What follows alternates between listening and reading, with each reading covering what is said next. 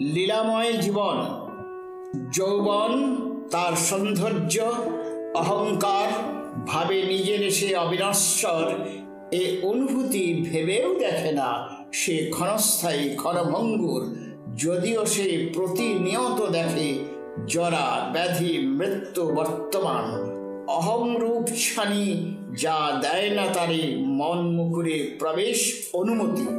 চর্মচক্ষুর কোণায় প্রতীয়মান তার হাসির সরল রেখা, অক্ষম সে পৌঁছতে অনুভূতির কৌণিক রেখায়।